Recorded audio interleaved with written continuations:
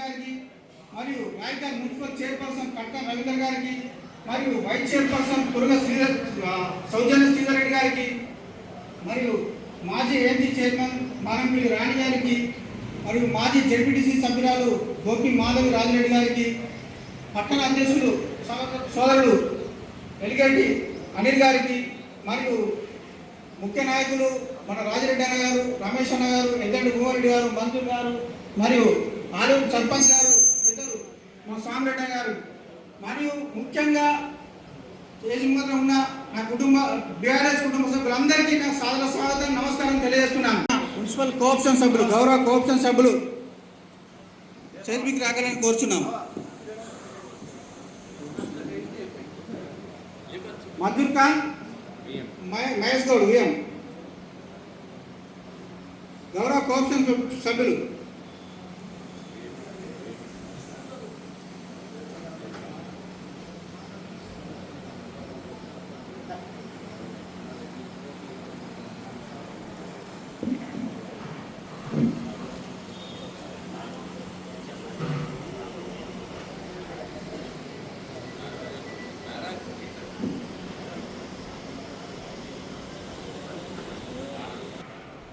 నమస్కారం.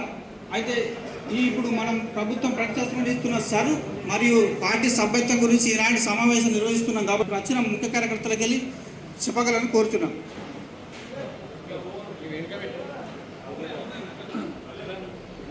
Government senior నాయకులు మాజీ సర్పంచ్ గారు ఎద్దండి భూమరెడ్డి గారికి సాధారణ స్వాగతం పడుతున్నాం. ఎవరైనా వాళ్ళ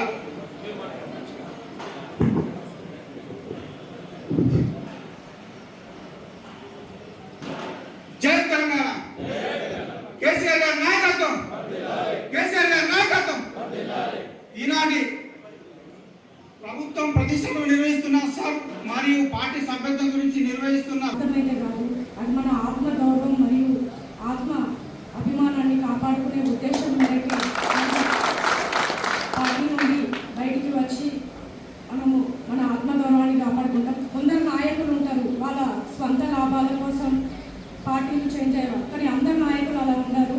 కొందరు ఆత్మాభిమానం, కార్యకర్తల యొక్క ఆత్మాభిమానం కోసం కాపాడడానికి కూడా వాళ్ళని వెంబడి పెట్టుకొని రావడం జరుగుతుంది. మరి అందులో భాగంగానే ఈరోజు జీవన్ రెడ్డి గారు బీఆర్ఎస్ పార్టీలోకి రావడం, ఇంత 40 ఏళ్ళ రాజకీయ అనుభవం ఉన్న సార్ మన పార్టీలోకి రావడం నిజంగా మన అదృష్టం.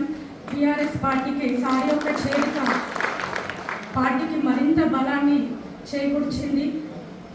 సార్ మనందరినీ ముందుండి సార్ యొక్క అడుగుజాడల్లో, సార్ ఆదేశాల మేరకు, సార్ యొక్క అనుభవం యొక్క మనకు ఇచ్చే గైడెన్స్ మేరకు మనందరం పార్టీ యొక్క బలోపేతానికి ముందుకు తీసుకొని వెళ్దాం.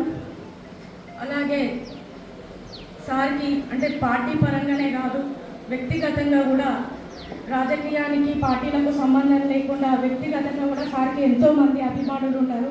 ఆ అభిమానంతో భాగంగానే ఇవాళ సార్తో పాటు వచ్చిన కార్యకర్తలందరినీ ఇవాళ ఇక్కడ పెట్టుకొని మనం ఫస్ట్ టైం మనం రైకాల్లో ప్రోగ్రామ్ చేసుకుంటున్నాం. వచ్చిన కార్యకర్తలందరూ కూడా మన ముందున్న కార్యకర్తలందరూ కూడా ఒకరికొకరు గౌరవాన్ని ఇచ్చుకుంటూ జగిత్యాల్లో బీఆర్ఎస్ దళం ఎగిరే విధంగా అందరూ కష్టపడి పనిచేయాలని కోరుకుంటున్నాను. అంటే ఆ సందర్భంలో వేరు, ఆ పరిస్థితి వేరు. ఒక జడ్పీ చైర్మన్గా పనిచేసినా కానీ మా భర్త ఉద్యోగంలో ఉండే 1995 general secretary, AP general secretary పనిచేసిన తనకంతా ఉండే. కానీ నేను ఎంబీ చేసి వచ్చిన కోటసీమలో పెళ్ళయింది, 2 పిల్లలు జాబ్ చేస్తామంటే వద్దని హైదరాబాద్ నుంచి ఇక్కడికి వచ్చిన తర్వాత మా మదర్ ఎక్స్పైర్డ్ అయిపోయారు. ఆ బాధ ఉన్న తర్వాత నన్ను జడ్పీ తీసి నామినేషన్ ఇవ్వడం జడ్పీ చైర్మన్ అయిపోయింది. ఎమ్మెల్యే తిరగలేకపోయింది. ఎంత తిరిగితే ఒక నాయకుడికి అంత అవగాహన వస్తుంది. అయినా కూడా ఉన్నదాంట్లో వయసులో చిన్న వయసు అయినా కూడా నాతో పాటుగా ఈ అందరూ ముఖ్యంగా రాయకల్ పట్టణంలో ఇచ్చినటువంటి ఈ భరోసాను ఎప్పటికి కూడా మర్చిపోలేము సార్. ఇది ఎందుకు అనంటే మీరు అక్కడ కష్టపడ్డారు. ఎందుకంటే మీరు 40 ఏళ్ళ సీనియారిటీ, 40 ఏళ్ళు కాంగ్రెస్ జెండాను మోసి అక్కడ అసెంబ్లీలో గలం విప్పి మరి కాంగ్రెస్ పార్టీని బతికించినటువంటి ఏకైక నాయకుడు జీవన్ రెడ్డి గారు అని చెప్పేసి మా నాయకులు కూడా చెప్పుకుంటున్నాము. జీవన్ రెడ్డి గారు లేకపోతే కాంగ్రెస్ లేదు అని చెప్పేసి అనేవాళ్ళు. అంటే మీరేమో ఆ రకంగా మోసపడ్డారు. ఒరిజినల్ కాంగ్రెస్ నాయకుడే ముఖ్యమంత్రి అయ్యే ఉంటే ఇలా జీవన్ రెడ్డి గారికి ఈ పరిస్థితి ఉండేది కాదు. కాబట్టి ఇలా రేవంత్ రెడ్డి గారు నకిలీ కాంగ్రెస్ ముఖ్యమంత్రి కాబట్టి ఇలా ఒరిజినల్ కాంగ్రెస్ కార్యకర్తలకు కష్టం వచ్చింది, గోసొచ్చింది. కాబట్టి ఇలా ఆత్మగౌరవంతో నిజంగా కూడా నాకు ఒకరోజు ఫోన్ చేసింది, ఇట్లా ఉందమ్మా ఆలోచనలు పార్టీ వేరైనా అందరి ఆలోచన ఒకటే కదా అని చెప్పేసి ఒక బిడ్డలాగా ఫోన్ చేస్తే నేనన్నా, సార్ మీరు రావడం సంతోషం, మీరు ఏ పార్టీలకు వస్తున్నారు అని అంటే తెలంగాణ తెచ్చిన పార్టీలకు వస్తున్నారు సార్ అని చెప్పేసి ఒక మాట చెప్పడం జరిగింది. అంటే ఇలా తెలంగాణ బాగుండాలన్నా ప్రజలు బాగుండాలన్నా రేవంత్ తోటి కాదు, నన్ను విస్మరించినా కూడా ప్రజలన్నా బాగుండాలంటే నేను కేసీఆర్ నాయకత్వంలో పనిచేయాలి అని చెప్పేసి మరి ఇచ్చేసినటువంటి మన నాయకుడు నిజంగా కూడా మన అందరం ఏ కష్టపడ్డామో వారు అక్కడ కష్టపడ్డారు. ఇవాళ ఉన్నమంతా కూడా ప్రతిపక్ష పార్టీలో ఉన్నాం, అందరం కూడా కష్టపడేటోళ్ళమే. కాబట్టి ఈ కష్టం తోడైతే మరి నెక్స్ట్ ఎలక్షన్లలో తప్పకుండా కేసీఆర్ గారు ముఖ్యమంత్రి అవ్వడం ఖాయం. మీ అందరికి కూడా ఆ ప్రాధాన్యత దక్కుతుందని చెప్పేసి తెలియజేస్తా ఉన్నాం. మరి ఈరోజు రేవంత్ రెడ్డి పాలన ఒకసారి కేసీఆర్ పాలన చూస్తూ ఉన్నారు. ఇలా రేవంత్ రెడ్డి 420 హామీలు అన్నాడు, 6 గ్యారంటీలు ఇచ్చిండు. ఎక్కడ కార్డు పట్టుకొని తిరిగినా ఆ కార్డుకు మరి ఫాయిదా లేకుండా 100 రోజులలో నేను పూర్తి చేస్తాను అన్నాడు. ఒక్కడన్నా 100 రోజులు అయిపోయింది, ఇలా 2.5 సంవత్సరాలు గడిచిపోయింది. ఒక బస్సు తప్ప ఏమైనా పెట్టిండా? ఆ బస్సుకు కూడా ఆర్టీసీ కార్మికులను ఇంకా మోసపోసుకుంటున్నాడు తప్ప ఏ పథకం కూడా అమలు కాలేదు. ఇలా మంచిగా అన్నం కలిపి పెట్టి మేనిఫెస్టోలో పెట్టని పథకాలు కూడా కేసీఆర్ గారు అమలు చేశారు. ఇలా చాలామంది మన రాజరెడ్డి అన్న చెప్పినట్టుగా రైతు బంధు, ఈయననేమో కేసీఆర్ ఏమో మేనిఫెస్టోలో పెట్టలేదు. రైతుల ప్రోత్సహించిన నాయకుడు, ఉద్యమంలో తిరిగిన నాయకుడు, స్వయాన రైతు కాబట్టి రైతుకు పెట్టుబడి సాయం అందిస్తే ఏ షౌకారు దగ్గర చేతి ఆపకుండా ఉంటాడు. చిన్న సన్నకారు రైతు ఉంటాడు, మరి నాగలు దున్నడానికో కేజీలు దున్నడానికో విత్తనానికో పనికి వస్తాయని చెప్పేసి అక్కడి నుంచి వచ్చినటువంటి ఆలోచన కేసీఆర్. ఇలా రేవంత్ రెడ్డి ఏం చేసాడు దాన్ని, మరి నేను గెలవాలంటే ఇట్లా అంత తెలంగాణ వచ్చిన నాయకుడు కేసీఆర్ అంటే మామూలు మనిషి. ఆనాడు బూత్ల ఏజెంట్లు లేనప్పుడే మరి టీఆర్ఎస్ ప్రపంచం ఉంది అని చెప్పేసి రైతు భరోసా అని పేరు మార్చుకున్నాడు. పేరు మార్చుకొని నేను 15,000 ఇస్తా అని చెప్పిండు.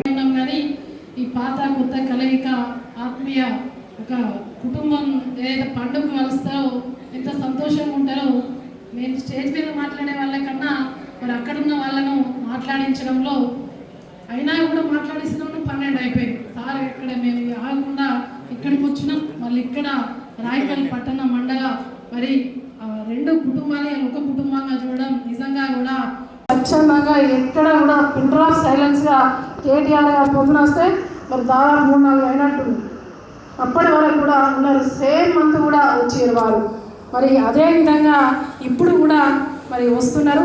ఆ కార్యక్రమాన్ని మనమందరం కూడా మరి బీఆర్ఎస్ పార్టీ కుటుంబంగా మనమందరం కూడా కదలి వెళ్ళి విజయవంతం చేయాలని చెప్పేసి మీ అందరికి కూడా విజ్ఞప్తి చేస్తూ ఈ అవకాశం ఇచ్చి ఇంత టైం అయిపోయింది అయినా కూడా ఓపికగా కూర్చున్నటువంటి మా పార్టీ శ్రేణులకు హృదయపూర్వక ధన్యవాదాలు తెలియజేస్తూ అందరికి కూడా జై తెలంగాణ, కేసీఆర్ గారి నాయకత్వం. ఆనాడు మరి మీరందరూ ఏదైతుందో ఎన్నికల్లో అంటే కేసీఆర్ గారి యొక్క నాయకత్వం బలపడాలి, రాష్ట్రంలో కేసీఆర్ గారు తిరిగి ముఖ్యమంత్రిగా బాధ్యతలు చేపట్టాలని చెప్పని అకుంఠిత దీక్షతో మీరంతా పనిచేయడంతో ఏదైతుందో మరి నేను ఆశించిన ఫలితం పొందలేకపోవటం, రమణ గారు గెలవడం జరిగింది. సరే, రాజకీయాలలో సహజం, పోటీలో ఉన్న వాళ్ళం ఎవరు ఒకరు గెలుస్తారే. కానీ ఏదైతుందో గెలుపు అనేది ఆ పార్టీ నిబద్ధతకు ప్రామాణికంగా ఉండాలి. అది ఏ రాజకీయ పార్టీని కానివ్వండి చెప్పంటారు. కానీ నేను 2014లో ఏదైతుందో తెలంగాణ రాష్ట్రం ఏర్పడ్డ తొలినాళ్లలో కాంగ్రెస్ పార్టీ అభ్యర్థి ఇక్కడ నుండి గెలిచి వచ్చిన నేను రాష్ట్రంలో ఏదైతుందో కేసీఆర్ గారు ముఖ్యమంత్రిగా బాధ్యతలు చేపట్టారు. అంటే వాస్తవంగా కేసీఆర్ గారితో నాకు సాన్నిహిత్యం అంటే 83లో మేము మొదటిసారి పోటీలో నిలిచినప్పటి నుండి కూడా మా బాగా సాన్నిహిత్యం ఉంది. కానీ ఏదైతుందో ఎవరి రాజకీయ పార్టీ ప్రాతినిధ్యం వహిస్తుంటే ఆ రాజకీయ పార్టీ అండతో గెలిచించడం కాబట్టి ఏదైతుందో ఆ పదవీ కాలం మన కట్టుబడి ఆ పార్టీ బలోపేతం పార్టీ నిబద్ధతకు అనుగుణంగా పనిచేసే బాధ్యత ఉంటుంది. మరి మిత్రులు రమణ గారు ఏదైతుందో ఆనాడు వాస్తవం ఏదైతుందో వారు తోడు నిలవడంతోనే ఈయన సంజయ్ గెలిచి వచ్చిండే. రమణ గారు తోడు నిలవడంతోనే సంజయ్ గెలిచి వచ్చింది. మీ అందరి కృషికి తోడు ఏదైతుందో రమణ గారు అప్పుడు ఎమ్మెల్సీగా ఉన్నారు, ఇప్పుడు కూడా ఎమ్మెల్సీగా ఉన్నారు. వారు అండగా నిలిచి ఏదైతుందో మరి సంజయ్ గారు గెలవటం, మరి వారు ఏదైతున్నదో మరి కేవలం ఆయన స్వార్థ ప్రయోజనాలు పార్టీ మారడం అంటే ఉన్న పార్టీ నమ్ముకొని ఏదైతుందో అభివృద్ధి చేయవా అంటున్నాను. ఉన్న పార్టీ నమ్ముకొని అభివృద్ధి చేయలేనివి పార్టీ మారినంత మాత్రం అభివృద్ధి అవుతుంది. నేను కాంగ్రెస్ పార్టీకి గెలిచి వచ్చి నేను కేసీఆర్ గారు ముఖ్యమంత్రిగా ఉన్నారని చెప్పంటున్నాను. ఇలా బోర్నపల్లి వంతెనకు సంబంధించి మాధవి గారు ఏదైతుందో జిల్లా పరిషత్ సభ్యురాలుగా ఉండేది. వారు పాలకపక్షం అధికార పార్టీ ప్రతిపక్ష పార్టీ చూడకుంటే ఏదైతుందో బోర్నపల్లి వంతెన 70 కోట్లు మంజూరు చేసినామని చెప్పంటారు. అది మనం పనిచేసేటువంటి మన మీద ఆధారపడుతుంది అని చెప్పంటాడు. ఇవాళ నువ్వు గెలిచి ఏదైతుందో ఇవాళ 30 మాసాలు గడుస్తుంది, నువ్వు పార్టీ మారి 2 సంవత్సరాలు గడుస్తుందే. నువ్వు 2 సంవత్సరాలు సాధించిన అభివృద్ధి ఏంటి అని చెప్పంటావు, ఒక్కటి చెప్పబోయే చెప్పంటాను. ఇలా మిత్రులు అజీ గారు ఆయన ఆవేదన వ్యక్తం చేస్తుంటే నిజంగా కూడా చెప్పంటాను నేను. ఇలా పట్టణ మున్సిపల్ చైర్పర్సన్గా ఎంపికైనటువంటి మరి ప్రతినిధిని గౌరవించాల్సిన ఒక బాధ్యత మనపై ఉంటుందని చెప్పంటున్నా. ఇలా మున్సిపల్ చైర్పర్సన్ గెలిచిన ఒక అభ్యర్థి పక్కన ఉండగా ఆయన ఓడిపోవడం చేస్తే పక్కన కూర్చున్నప్పుడు ఆయనతో కార్యక్రమం నిర్వహిస్తే ఇది ఎక్కడ ప్రజాస్వామ్యం అని చెప్పంటున్నా. నాకు ఆశ్చర్యం అని చెప్పంటున్నా. ఇలా రాయకల్ అనేది నాకు సుదీర్ఘ ప్రజా జీవిత అనుబంధం ఈ ప్రాంతంతో ఉందని చెప్పంటున్నాను. ఈ ప్రాంత అభివృద్ధి కొరకు నేను ఏ హోదాలో ఉన్నా ఇవాళ ఏదైతుందో ఈ ప్రాంత అభివృద్ధి కొరకు పాటుపడటం నేను బాధ్యతగా భావించాలని చెప్పంటాను. వీళ్ళ బోర్నపల్లి వంతెనే కాదు ఇతరత్ర ఏ అభివృద్ధి కానివ్వండి చెప్పంటున్నాను. రాయకల్ పట్టణంలో త్రాగునీటి సమస్య తీవ్రంగా ఉన్నప్పుడు ఏదైతుందో మనం స్థలాన్ని సేకరింపజేసి బావి తవ్వుకున్నాం. ఆ చెరువు కట్ట కింద చెరువు కట్ట కింద బావి తవ్వుకున్నాం ఉందని చెప్పంటారు. ఇప్పటికి కూడా నీళ్ళు ఏదైతే మనకు అందరూ ఉపయోగానికి వస్తున్నాయని చెప్పంటారు. ప్రతి వారు బోర్వెల్ వేసుకుంటాం. ఆనాడు టీఆర్ఎస్ ప్రభుత్వ హయాంలో మంజూరైనటువంటి ఒక TUFIDC Telangana urban finance infrastructure development corporation నిధులు తప్ప ఇంతవరకు ఏదైతుందో కాంగ్రెస్ ప్రభుత్వం వచ్చిన తర్వాత మంజూరు నిధులు ఏదో ₹1 నీకు అమలుకి వచ్చినాదే. పైసలు నీకు ఏదైతుందో నిధులు వెచ్చించేటి టీఆర్ఎస్ ప్రభుత్వ నిధులు. నువ్వు చెప్పేది ఏదైతుందో నువ్వు వ్యక్తిగత ప్రజల మీద మాట్లాడడం తప్ప ఇంకెవరు ఉన్నదా అని చెప్పంటున్నాయి. దయచేసి ఏదైతుందో వీళ్ళ మారిన పరిస్థితులు అంటే వాస్తవంగా నాకు కూడా అప్పుడప్పుడు ఏదైతే ఆశ్చర్యం కలుగుతుంది. 4 దశాబ్దాల అనుబంధం కలిగి ఉన్నటువంటి ఒక పార్టీ కాంగ్రెస్ పార్టీ. ఆనాడు 4 దశాబ్దాల అనుబంధంతో కాంగ్రెస్ పార్టీ బలోపేతం కోసం పనిచేసినాడు. సరే ఎన్నికల్లో ఆశించిన పెద్ద పొందలేనంత మాత్రాన్ని ఏదైతుందో ఇలా తల్లి బిడ్డను ఏదైతుందో దూరం చేసుకోవద్దు. ఇలా కాంగ్రెస్ పార్టీ ఏదైతుందో నన్ను 4 దశాబ్దాల పార్టీ వీళ్ళ బలోపేతం పనిచేసిన నన్ను ఏదైతుందో ఒక సవితి తల్లి పక్షపాతం చూసినట్టు ఏదైతుందో చూడటంతోనే ఇవాళ నేను మరి ఇది మరి కేసీఆర్ గారు వారు నాకు ఉండేటువంటి సాన్నిధ్యంతో నాకు చేయూతనిచ్చి నాకు అండగా నిలిచి వీళ్ళ బీఆర్ఎస్ పార్టీలో చేర్చుకోవడం ఏదైతుందో కొంతమంది స్థిమితమైందని చెప్పంటారు. మరి నిజం కూడా చెప్పంటే మన బీఆర్ఎస్ కుటుంబ సభ్యులందరూ కలయిక చూసిన తర్వాత నాకు వీళ్ళ సొంత కుటుంబంలో కనిపిస్తుంది, మన సొంత కుటుంబంలో కనిపిస్తుంది చెప్పండి. వీళ్ళ భవిష్యత్తు లోపల ఏదైతుందో కేసీఆర్ గారి యొక్క నాయకత్వం ఈ రాష్ట్రానికి ఏదైతుందో ఈ రాష్ట్ర పునర్నిర్మాణం ప్రధానమని చెప్పంటున్నాను. వారు ఆనాడు దశాబ్ద కాలం చేపట్టిన అభివృద్ధి కార్యక్రమాలు ఏదైతుందో ఇవాళ కాంగ్రెస్ పార్టీ ఎన్నికలు చేసిన ప్రణాళిక ఇవాళ కేవలం ఆశల పల్లకిలో ఊరేగించిన ఆశల పల్లకి నిజంగా కూడా చెప్పంటున్నాను. ఇలా పట్టణ మున్సిపల్ చైర్పర్సన్గా ఎంపికైనటువంటి మరి ప్రతినిధిని గౌరవించాల్సిన ఒక బాధ్యత మనపై ఉంటుందని చెప్పంటున్నా. ఇలా మున్సిపల్ చైర్పర్సన్ గెలిచిన ఒక అభ్యర్థి పక్కన ఉండగా ఆయన ఓడిపోవడం చేస్తే పక్కన కూర్చున్నప్పుడు ఆయనతో కార్యక్రమం నిర్వహిస్తే ఇది ఎక్కడ ప్రజాస్వామ్యం అని చెప్పంటున్నాను. నాకు ఆశ్చర్యం అని చెప్పంటున్నా. ఇలా రాయకల్ అనేది నాకు సుదీర్ఘ ప్రజా జీవిత అనుబంధం ఈ ప్రాంతంతో ఉందని చెప్పంటున్నాను. ఈ ప్రాంత అభివృద్ధి కొరకు నేను ఏ హోదాలో ఉన్నా ఇవాళ ఏదైతుందో ఈ ప్రాంత అభివృద్ధి కొరకు పాటుపడటం నేను బాధ్యతగా భావించాలని చెప్పంటాను. వీళ్ళ బోర్నపల్లి వంతెనే కాదు ఇతరత్ర ఏ అభివృద్ధి కానివ్వండి చెప్పంటున్నాను. రాయకల్ పట్టణంలో త్రాగునీటి సమస్య తీవ్రంగా ఉన్నప్పుడు ఏదైతుందో మనం స్థలాన్ని సేకరింపజేసి బావి తవ్వుకున్నాం. ఆ చెరువు కట్ట కింద చెరువు కట్ట కింద బావి తవ్వుకున్నాం ఉందని చెప్పంటారు. ఇప్పటికి కూడా నీళ్ళు ఏదైతే మనకు అందరూ ఉపయోగానికి వస్తున్నాయని చెప్పంటారు. ప్రతి వారు బోర్వెల్ వేసుకుంటాం. ఆనాడు టీఆర్ఎస్ ప్రభుత్వ హయాంలో మంజూరైనటువంటి ఒక TUFIDC Telangana urban finance infrastructure development corporation నిధులు తప్ప ఇంతవరకు ఏదైతుందో కాంగ్రెస్ ప్రభుత్వం వచ్చిన తర్వాత మంజూరు నిధులు ఏదో ఒక్క రూపాయికి నీకు అమలుకి వచ్చినాదే? పైసలు నీకు ఏదైతుందో నిధులు వెచ్చించేటి టీఆర్ఎస్ ప్రభుత్వ నిధులు. నువ్వు చెప్పేది ఏదైతుందో నువ్వు వ్యక్తిగత ప్రజల మీద మాట్లాడడం తప్ప ఇంకెవరు ఉన్నదా అని చెప్పి అంటున్నాయి. దయచేసి ఏదైతుందో వీళ్ళ మారిన పరిస్థితులు అంటే వాస్తవంగా నాకు కూడా అప్పుడప్పుడు ఏదైతే ఆశ్చర్యం కలుగుతుంది. 4 దశాబ్దాల అనుబంధం కలిగి ఉన్నటువంటి ఒక పార్టీ కాంగ్రెస్ పార్టీ. ఆనాడు 4 దశాబ్దాల అనుబంధంతో కాంగ్రెస్ పార్టీ బలోపేతం కోసం పనిచేసింది. సరే ఎన్నికల్లో ఆశించిన పెద్ద పొందలేనంత మాత్రాన్ని ఏదైతుందో ఇలా తల్లి బిడ్డను ఏదైతుందో దూరం చేసుకోవద్దు.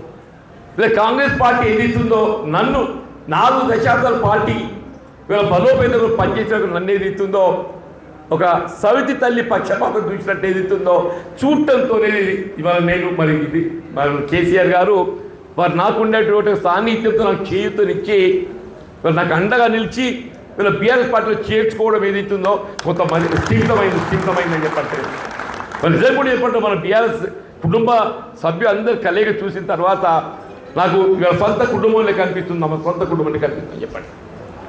వీళ్ళ భవిష్యత్తు లోపల ఏదైతుందో కేసీఆర్ గారి యొక్క నాయకత్వం ఈ రాష్ట్రానికి ఏదైతుందో ఈ రాష్ట్ర పునర్నిర్మాణం ప్రధానమని చెప్పంటున్నాయి. వారు ఆనాడు దశాబ్ద కాలం చేపట్టిన అభివృద్ధి కార్యక్రమాలు ఏదైతుందో ఇవాళ కాంగ్రెస్ పార్టీ ఎన్నికల చేసిన ప్రణాళిక కేవలం ఆశల పలికలో ఊరేగించిన ఆశల పలిక నిర్మాణం చేసుకుందామని చెప్పని ఇక్కడికి వచ్చిందని చెప్పంటున్నాను నేను. మరి కేసీఆర్ గారి నాయకత్వం అందరూ రక్షణగా భావించాలి. మా భూమిరెడ్డి అన్న, మా కోప్షన్ సభ్యులు, ముఖ్యంగా గతంలో వివిధ హోదాలో బాధ్యతలు నిర్వర్తించినటువంటి ప్రజాప్రతినిధులు, బీఆర్ఎస్ పార్టీ శ్రేణులు అందరికీ కూడా నేను హృదయపూర్వకంగా ధన్యవాదాలు చెప్తున్నాను. ఈ సమావేశం ఏదైతే ఒక ఆత్మీయ సభగా ఇప్పుడే పేర్కొన్నాను, నిన్న ఏదైతే పట్టణానికి పరిమితమైన సభను సమావేశం నిర్వహింపజేసుకున్నామంటున్నాను. దాని తర్వాత అనిపించింది ఒకసారి ఏదైతుందో ప్రతి మండలం లోపల ఇట్లే కలయిక చేసినట్టయితే అందరం కలుస్తాము, వీళ్ళందరం ఏదైతుందో ఒక ఆత్మీయ సభగా సమావేశం నిర్వహింపజేసుకున్నట్టు ఉంటుందని చెప్పని వీళ్ళు ఉదయం ఏదైతుందో జగిత్యాల మండలం పట్టణం కానీ గ్రామీణంగా నిర్వహింపజేసుకున్నాం. ఇప్పుడైతే రాయకల మండలం నిర్వహింపజేసుకున్నాం. ఇంత మరి సభలు నిర్వహించేసిన అందరికీ ధన్యవాదాలు చెప్తూ మా మిత్రులు సంతోష్ కుమార్పల్లి సర్పంచ్ గారు అందరికీ నేను ధన్యవాదాలు చెప్తూ సెలవు తీసుకుంటున్నా. జై తెలంగాణ, జై తెలంగాణ. కేసీఆర్ గారి నాయకత్వం, కేసీఆర్ గారి నాయకత్వం.